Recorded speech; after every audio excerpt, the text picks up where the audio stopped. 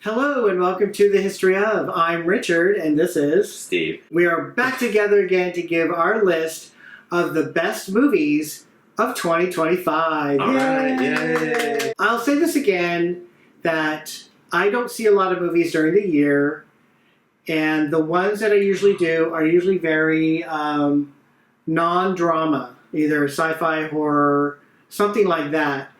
So my list is very limited, whereas Steve tries to watch every movie. Not every movie, but I see a lot of movies. Yes. So he has a lot to choose from. So most likely our list will be very different. And miraculously, there's still many movies I haven't seen yet that I want to see. Aww. So I have counted, and I've seen 97 movies. Damn. Compare that to my movie viewing, and I've only seen 38. Oh my god! Yeah, you have way more to choose from. All right, well, let's get started.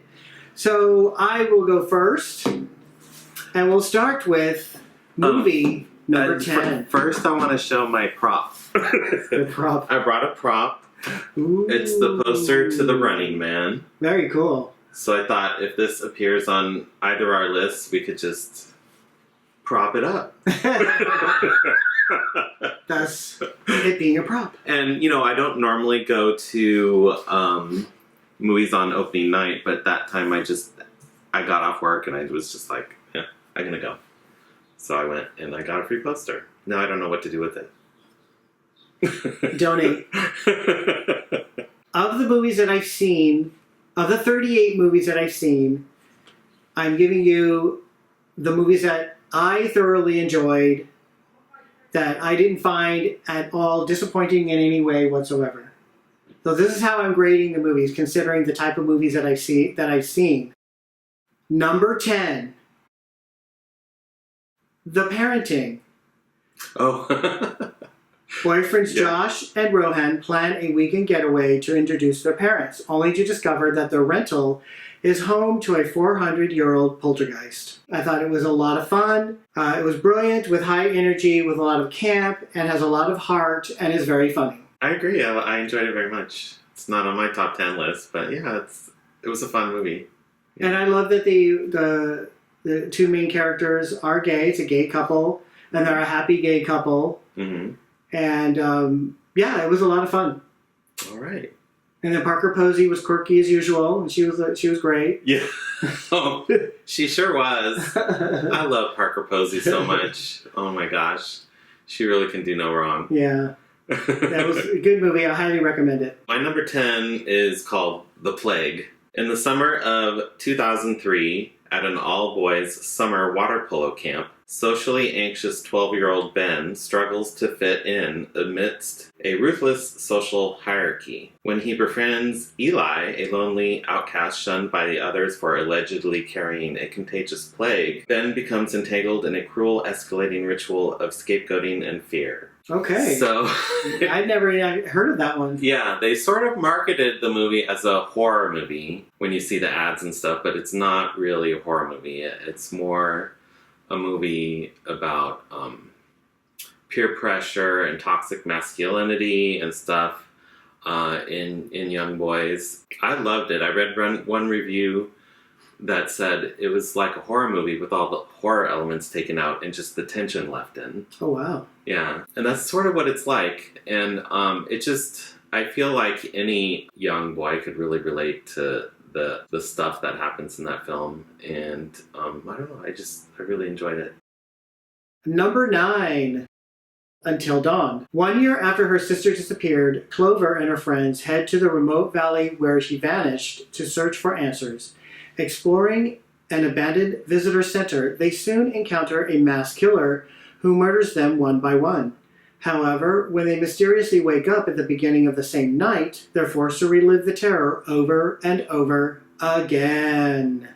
And this is a movie that's based on a video game called Until Dawn. And it's a really good video game. It's very immersive and it's movie-like, but the movie is very different. The story in the movie is very different from the game. It has some Easter eggs, so if you know the game, you'll know some of the Easter eggs in the movie. But I did like it, mainly because the concept was really good. I mean, it's kind of like Groundhog Day. Oh. You know, I really enjoy those kind of movies. I think you know. Yeah. I told you many times. But yeah, I love the Groundhog Day, the repeating kind of days that they have to go through and basically try and solve the mystery as to why they're repeating the day and figure out how to get out of this. The refreshing aspect of the movie is that the characters are all very likable, so you care about them. You know, that doesn't happen a lot in horror movies. So I that's one level that I enjoyed it. It also has really good gore. It's an R-rated movie. It didn't shy away from the gore, which I expect in horror movies. And it had a really good pace to it. It didn't lag at any time. It just kept going. I mean, it was a fast-paced, really interesting, very intriguing movie. And I thought it was a lot of fun. Nice. Yeah. I have not seen it. Had you heard of it? I have not played the game. I don't know anything about this. All right. No, but it sounds good. Yeah. I'll have to see it now. All right. On my never-ending list of things to watch. Well, my number 9 favorite movie of 2025 is called Magazine Dreams. Killian Maddox is consumed by his dream of becoming a world-famous bodybuilder and one day gracing the cover of fitness magazines. He lives a lonely, regimented life, and his relentless drive for perfection only pushes him deeper towards self-destruction. But beneath his tenacious pursuit of superstardom lies a desperate, aching need for human connection. Okay, so the movie stars Jonathan Majors, who is an actor who got canceled because he was abusive to some girlfriends or something like that. Okay. But anyway, so the movie was never came out, and then another company bought it, and they just sort of quietly put it out with no fanfare. No one went to see it except me. But the movie is fantastic, and I have to say, regardless of what Jonathan Majors is like in his own personal life, this is probably my favorite performance of the year. It is spectacular how good he is in this movie. Oh, wow. Yeah. He plays this character that it's never really explained, like, what exactly is wrong with him. I mean, he obviously is socially awkward and does not know how to interact with people like a normal person. It's a fascinating character study, and his performance is remarkable. Oh. And I can't recommend it enough. Yeah. All right. It's a drama. Yes. It's a total drama. You'd hate it. I totally hate it. Yeah, you wouldn't like it at all. But this is, okay, here's the thing. Like, I'm not opposed to watching dramas. I used to watch dramas when I had a lot of free time. I would watch a lot of dramas, my fair share of dramas, but I've gotten to a point in my life where there's just so much things happening, you know? I make these videos, I edit these videos. I have a Star Wars Obsessed channel, which I make videos, and I have to spend time editing those videos. But I also like playing video games, and I also like going out and taking trips, and I also like, watching TV shows. So there's just so much. So I have to basically decide, what do I really want to focus on? What do I really find joy in? And most of it is the genre of horror, sci-fi, fantasy. All right. Yeah. Well, you picked the best genres. Of course. Number 8. Steve's going to hate this one. The Monkey. I know Steve has seen this one. He's given me opinion on this one. When twin brothers find a mysterious wind-up monkey, a series of outrageous deaths tears their family apart. 25 years later, the monkey begins a new killing spree, forcing the estranged siblings to confront the cursed toy. When I went into this movie, I at first thought, okay, this is going to be like total horror, but then I realized it's a comedy. And so when I went into that frame of mind and realized that the movie is a comedy with horror elements, obviously, and a lot of gore, I just, rode with it, and it's absolutely hilarious. especially all of the over-the-top, just bonkers kills that happens. It is just a lot of fun and just totally out there and just totally crazy. I just totally enjoyed it for that. I wholeheartedly disagree. Because? Yeah, I didn't find it funny at all. I don't think I laughed once in the whole thing. Oh, wow. Yeah. I just didn't like the movie. It was stupid. All right. Whew. At least we had something that we could talk about, a movie that we both saw. How dare you like that movie? Admittedly, this is the very first... The Monkey was the very first movie I saw in 2025, last January, so I have a hard time remembering details about it at this point. But, yeah, I didn't like it at all. I've seen, I think, 2 of Osgood Perkins' films now. Longlegs being the other one. I didn't like that either. Oh. That was on my worst list last year. Oh, okay. It was better than Longlegs. My number 8 favorite movie of 2025 is The Baltimoreans.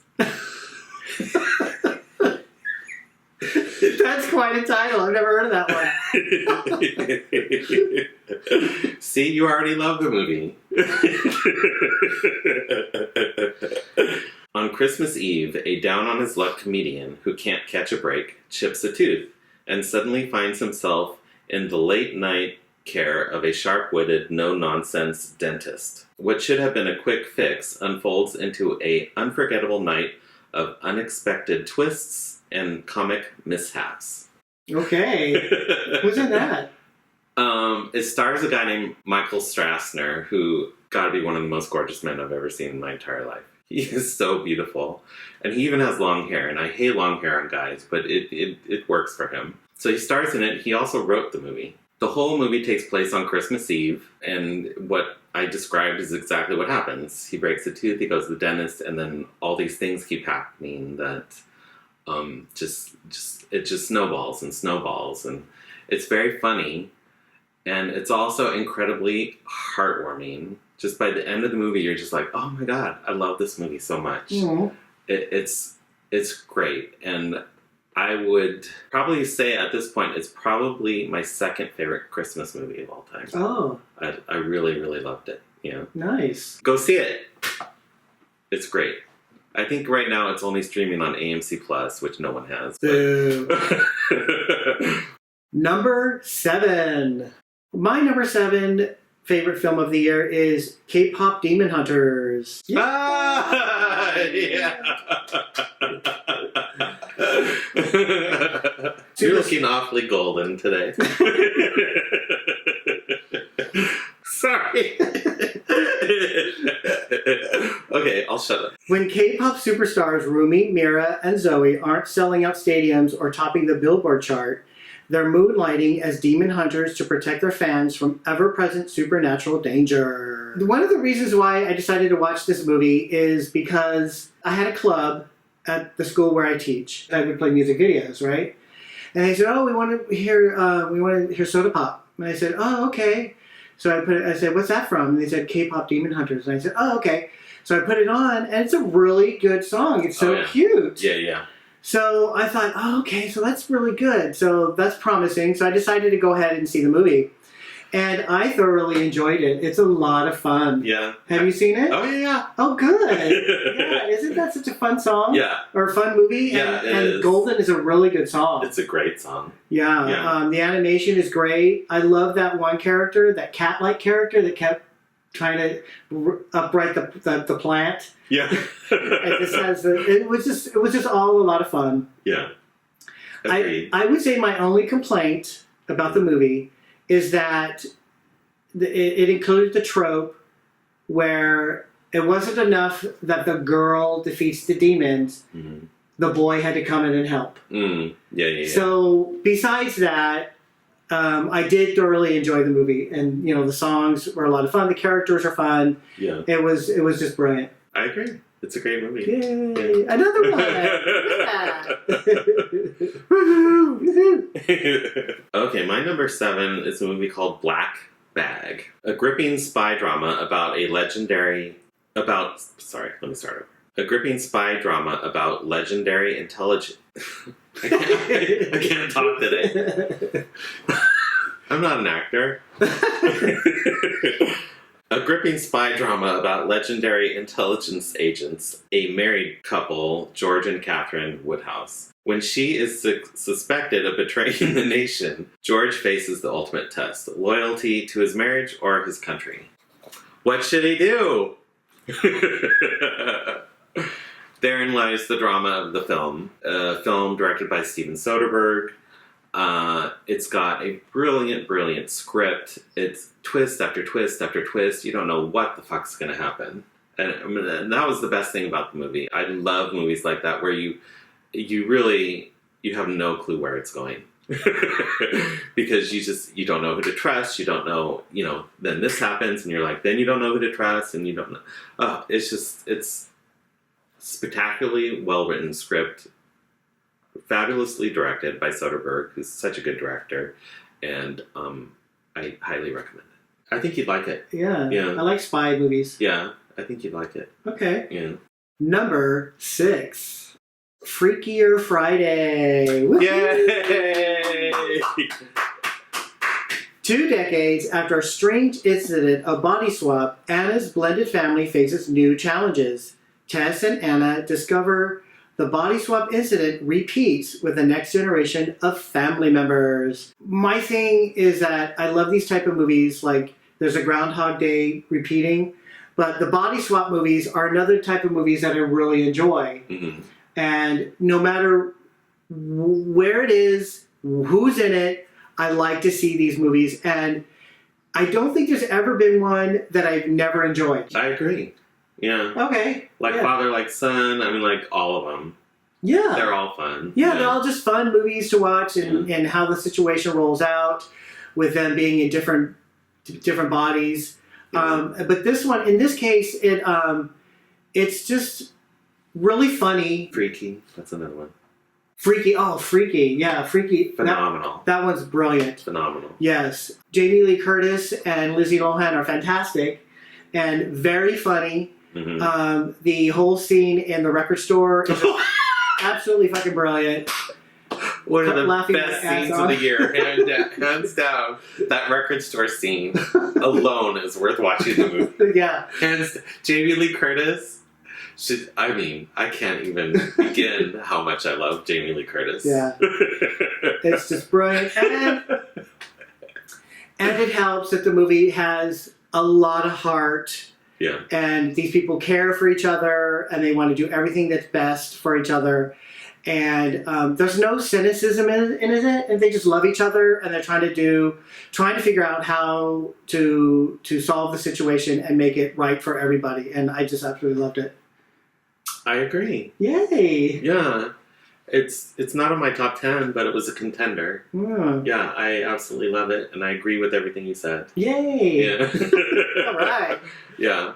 It was so surprising too, because I wasn't expecting it to be good. I thought, Considering it's a sequel to Freaky Friday. Yeah.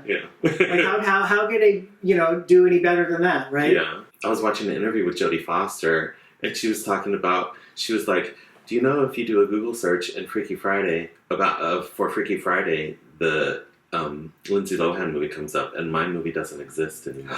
Oh, sadness. Yeah. And I'm like, poor Jodie. Yeah. Hers is still my favorite. Yeah. I haven't seen that in a long time, but it's sad. I know. What number was that? Number 6, 7.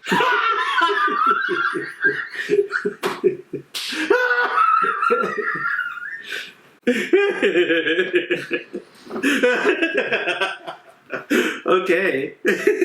My number 6 is a movie called Twinless. 2 young men meet in a twin support group and form an unlikely friendship. They both search for solace and an identity without their other halves, and soon become inseparable outside the group. This is a fascinating film. These 2 guys who are identical twins. It's not really a spoiler saying this. It's right at the beginning of the film. They both lose their identical twin brother. And they happen to meet at the support group for identical twins who no longer have their twin with them. So once you get past the improbability of there being a support group for identical twins who have all lost their twin, this is a fantastic movie. And I can't really explain too much more than that because it's also a type of movie where if you start explaining too much, you're just going to ruin all the surprises. Oh, okay. But I can say that it's a really well written film. It's another movie where the writer is one of the stars, and he does a great job. The other guy playing the other twin is a really fantastic actor. It's fascinating where the story goes. Yeah, I can't really explain too much without ruining the story. You'll just have to see it to find out. Number 5, The Toxic Avenger. Oh! Finally got to see it. Me too. All right. Yeah. Very cool. Uh-huh. So I took the synopsis off of Wikipedia and I had to change it because it was wrong.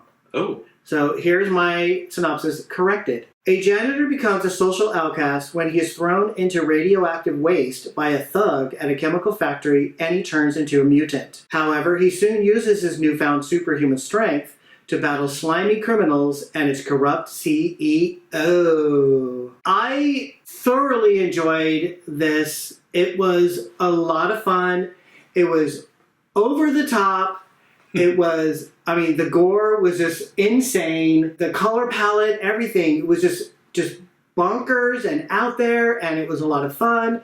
But again, here's another movie where even though it has all that craziness, all that violence, it has a lot of heart to it because it was basically came down to a father trying to reconnect with his son, who is technically not really his son, but basically a surrogate father, you know, and he wants to do everything that he can to please his son. And this is a way that it happens where he's able to connect with him and they bond, and his son sees that this is the father that he's always wanted, and with the resolution that they're family, So yeah, I thought it was great. It was a lot of fun. Yeah. Kevin Bacon is great in it. Yeah. Yeah. I was surprised how much I liked it. Yeah, it was way better than I expected. My number 5 is Kiss of the Spider Woman, the musical. Valentine, a political prisoner, shares a jail cell with Melina, a window dresser convicted of public indecency. The two form an unlikely bond as Melina recounts the plot of a Hollywood musical starring his favorite silver screen diva. Kiss of the Spider Woman is one of my top maybe 3 or at least 5 favorite musicals of all time. I love it. Love it. I've seen it multiple times on stage, and I was beside myself with excitement to see the film version. Is the film version perfect? No. It's not. And I can see why people might have complaints. But I still loved it for what it is. I never thought they'd ever make it into a musical, so I think it's, somewhat of a miracle that it exists. I think my biggest complaint is they remove about half of the songs from the stage musical. Oh, wow. Yeah. It was heartbreaking. And that's because the director decided to only keep the songs that are in the fantasy sequences. Oh. And they removed all the songs that are in the reality sequences when they're in the jails and stuff like that. That's unfortunate. Well, I can sort of understand that, but at the same time, I still completely hate it because it's just yet another example of them, of Hollywood, quote unquote, not having faith that an actual musical is valid in the 21st century, where people can just burst into song, and it doesn't have to be part of a fantasy or part of a stage performance or something like that. Yeah. That's my biggest disappointment. The things I loved about it, I don't know. It's my favorite musical of all time. Just seeing it on the screen, that alone it was just a dream come true. And the guy who played Molina, the gay character in the film, which they did make one change from the original film and stage show, because the musical's based on a film, which was based on a book. So it all started with a book, and then it was a film that came out in 85, I think, starring William Hurt and I forget the other guy's name. Anyway, then they did stage musical, and now the movie musical. So the gay character in the new film musical, they make trans. Oh. Uh-huh. And the fascinating thing about that is it really, really works for the story. And I think it was a great change, having that character be trans. And they aren't super explicit about it, but it's there. And I think it's a fantastic change to the story. The actor who, I'm really not sure how to pronounce the actor's name, but he is fantastic. He was my favorite part of the whole movie. Diego Luna was great as well as Valentin, the straight prisoner. And then Jennifer Lopez was good too. Number 4, Heart Eyes. A masked maniac with glowing red eyes returns every Valentine's Day to slaughter unsuspecting couples. When a cynical ad executive and her hopelessly romantic colleague become the next target, they decide to fight back and end the reign of terror.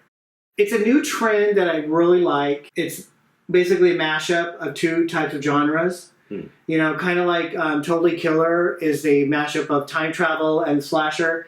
Mm-hmm. And this one is a mashup of rom-coms and slasher. And, you never saw it? No. Oh my God, Steve. It is so good. It is so funny. It's like, it doesn't take itself seriously. And those 2 main characters, they have a lot of chemistry together. And especially with the rom-com. I'm not really fond of rom-coms, but when they're working in the rom-com, they are so good together. And then when the horror element reaches them, it's just the way that they react to it is just hilarious and just over the top. The kills are over the top. None of the gore is shied away. No slow burn bullshit. It's like, just get to the point. I want the movie story to get going, and it totally worked for me, and I thought it was a lot of fun. And it was thrilling. It was suspenseful. That was great. All right. Yeah. I totally forgot it even existed. So Aww. Thank you for reminding me. Because I did want to see it. Sadness. I did see Love Stinks, the other movie that came out around Valentine's Day. Which you think stinks. Yeah, it does stink. You told me about that one. Wait, is that on my worst list? My number 4 is The Wedding Banquet. Frustrated with his commitment-phobic boyfriend Chris and running out of time, Min makes a proposal. A green card marriage with their friend Angela in exchange for her partner Lee's expensive in vitro fertilization. Elopement plans are upended, however, when Min's grandmother surprises them with an extravagant Korean wedding banquet. It's a joyful comedy of errors about a chosen family navigating cultural identity, queerness, and family expectations. So the original came out, I think, in the mid-90s. It's an Ang Lee film, and it's a good film as well. And this is a remake, and so I wasn't expecting it to be good. But I think I like it better. They really... I can't really comment on it in comparison to the first film, because it's been too long since I've seen it. So I don't remember it well enough. You've talked a lot about, a heartwarming feeling you get in some of the films on your list, and this is very much that. Oh, okay. Yeah. It's a really good story about being queer in the 21st century, family expectations, the pressures you put on yourself because of family expectations, how to navigate that, the coming out process, and most of all, finding family where you need it, or where it is, rather than blood relation. I just found it to be a very heartwarming movie, and it's also very funny. Great performances. Kelly Marie Tran is fantastic in it. Yeah, I highly recommend it. Number 3. Final Destination Bloodlines. Plagued by violent and recurring nightmares, a college student heads home to track down the one person who might be able to break the cycle of death and save her family from the grisly demise that inevitably awaits them all. Yay! Yay! Seriously, great movie. Maybe the best Final Destination. I loved it. It's very suspenseful. It's funny. It's gory. It's violent. It's cringy. You know, you're like, you know, when people die, you're just like, ooh, you know, it's just horrible. But very entertaining. Very over the top on some of the elements of the kills and the Rube Goldberg type setups that they all go through. Yeah. It's just absolutely a lot of fun and brilliant. I agree. Yay! Yeah, it's not on my top 10, but it was a contender for sure. It's spectacular. And the way it sort of brings all of the previous films together and brings a finality to it was, I thought, brilliant. My number 3 favorite movie of 2025 is Sinners. Trying to leave their troubled lives behind, twin brothers return to their hometown to start again, only to discover that an even greater evil is waiting to welcome them.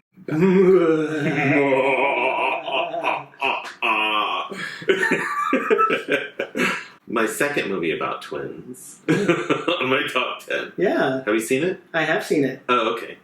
So, yeah, I just love this movie. It's gotten much acclaim. I love that it's sort of 2 movies in one, because there's the whole first half that is not horror at all, and then it just switches. And there have been other films that have done that before. Like, there was a movie back in the 80s called Raggedy Man that was very much a drama, and then suddenly it becomes this, like, thriller or something halfway through. But I just thought it was really well written, looked beautiful, the acting was great, Michael B. Jordan is fantastic. You know what I really loved is how the differences between the 2 twins he played, because they were very subtle. Because when the film first started, I was like, okay, which one's which one's which?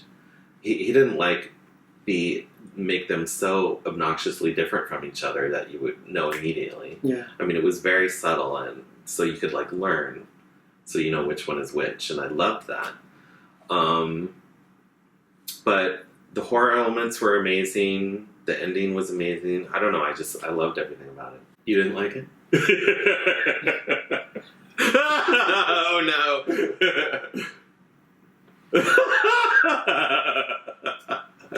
Say it. Spill it. Let's just say it's not on my best list. All right. Number 2. My second favorite movie of the year is Megan 2.0. 2 years after Megan, a marvel of artificial intelligence went rogue and embarked on a murderous rampage. Its creator, Gemma, has become an advocate for government oversight of AI. Unbeknownst to her, a defense contractor has created a military-grade weapon known as Amelia, the ultimate infiltration spy. However, as Amelia's self-awareness increases, it becomes less interested in taking orders. Hoping to stop Amelia, Gemma decides to resurrect Megan, making it faster, stronger, and more lethal. I absolutely enjoyed everything about this movie. I didn't care that it went from the first movie being horror and this one being action. It's not like it hasn't been done before. There's Alien and Aliens. I thought it was funny, action-packed. I just thought the story was great. It fit. It was perfect how they brought Megan back. There was a great reason why they did it. It had great pacing, and it was just a lot of fun. And really great fight choreography. That was really good, too. I didn't like it. My 2.0 favorite movie of 2025 is Predator Badlands. Predator Badlands is set in the future on a remote planet where a young predator, outcast from his clan, finds an unlikely ally and embarks on a treacherous journey in search of the ultimate adversary. I like this movie way more than I ever expected to. Which one is this one? Is this the animated? No. Okay. But that one's amazing too, and that almost made my top 10 as well. Oh, That's Predator Killer of Killers. Oh, okay. Have you seen that yet? No? Did you see Predator Badlands? No? Ah! Predator Badlands and Predator Killer of Killers is by the same guy who did Prey. Oh, okay. Yeah. Wow. His name is Dan Trachtenberg, I believe. Oh. And he's like in charge of everything Predator now or something because he's done all these films. They're fantastic. He's taking the whole Predator franchise into the best direction it could possibly go. Oh, good. Fantastic. You need to see both of them. I will. It's great. This film's fantastic. I don't want to spoil too much for you. It's a really great story. It's got great action. There's a link to the Alien franchise in it that I love. Ooh. I'll just say Weyland Yutani. I loved it so much. Fantastic action, great story. You need to see both of those. All right. Killer Killers is available now. Watch it tonight. Okay. Okay. Number 1. My number 1 favorite movie of the year is Superman. Yes! What? So is mine. Yay! Yay! All right. Obviously, totally unexpected. We don't share any of this ahead of time. Yes. So this is awesome. Superman is spectacular. Yes. Spectacular. Do we even need to do a synopsis? You know what Superman is. Yeah, right? everybody knows Superman. He's fighting Lex Luthor because Lex Luthor is such an asshole. But I absolutely love this. It's another one of those movies that is very positive. Mm-hmm. Superman, the character, there's no cynicism in Superman. Yeah. He's uncynical. Yeah. Unlike a recent iteration of Superman. Yeah. He's all about doing what's good. Yeah. And that's the way Superman is supposed to be. Yeah. And that's the way he's supposed to be portrayed. And he was totally right. And not only that, they finally found somebody to portray Lois Lane almost as good as Margot Kidder. Yeah. No one has ever beat Margot Kidder. Yeah. But she was almost as good. Yeah.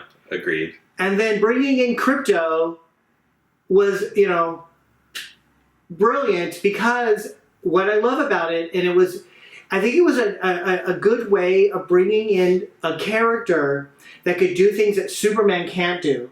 Mm. And one of the things that was so satisfying is when Crypto grabbed Lex Luthor and was just thrashing him around like this. Because you know that Superman was like, I really wish I could do that. But I can't because I'm such a really good person. Yeah. So when that happened, it's so cathartic because you wanted that to happen to Lex Luthor. Yeah. And it happens. And I love Superman's like, Crypto, don't do that.